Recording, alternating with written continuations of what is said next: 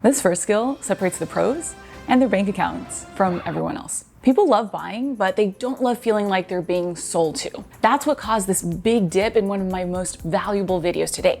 The crazy thing is, I didn't even sell anything on that video, but I did show a testimonial for proof. I had a dumb moment. I forgot that people associate seeing testimonials with selling about to happen. That's how sensitive your ideal clients are too. You know who's the queen of avoiding this trap while making lots of sales?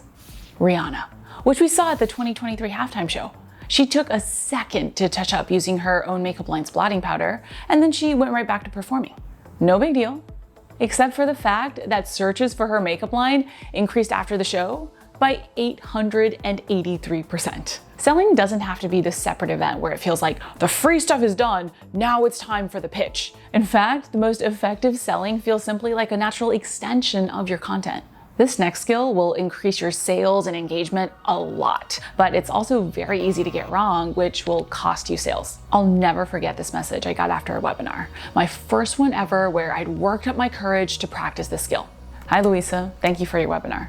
I couldn't buy your course this time, but maybe in the future, I'll be able to fund your next trip with your family. Two of my biggest fears had just come true, and you might feel this way too. I truly believe we all deserve to do good and make lots of money. But now I was coming across as bragging and in front of my potential clients. All I was actually trying to do was prove, hey, I have the results I'm claiming. But I didn't understand this one critical difference. When it feels like your results are about you and how awesome you are, that comes across as bragging.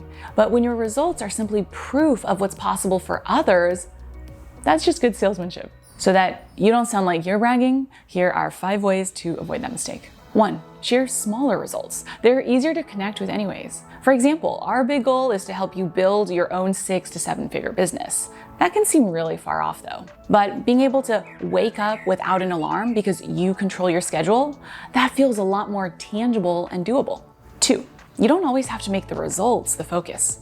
Instead, let people notice the little details. Don't worry, they will. A client once said to me, I didn't realize how stylish you were until I saw those lamb fur pillows on your sofa. I don't have them now because even though Steven can't understand why, I love redecorating. But that was a huge aha moment when I realized bragging talks, proof whispers. 3, check in with your own intention. There are still times when I share something and I'm feeling myself a little too much. I'm human. But that never lands well because people can sense where you're coming from. The easiest way to avoid this mistake is to ask yourself, how can I make this about them instead of me? 4, turn your results into lessons. You can see I share a lot of tips on how I've run a 7-figure business for almost a decade, how I got to my first million, what I did to make my first 6 figures, and all the mistakes I've made along the way. Speaking of mistakes, in just a second, we're gonna get to the one thing I fixed to double revenue. But before we get to that, tip number 5 to not come across as bragging, let others do the bragging for you. I pitched my story and takeaways to Forbes, Business Insider, and more. Once they confirmed my finances and featured my advice, I shared their articles. Because when someone else is doing the bragging for you, that's just credibility. You get to choose how you do it.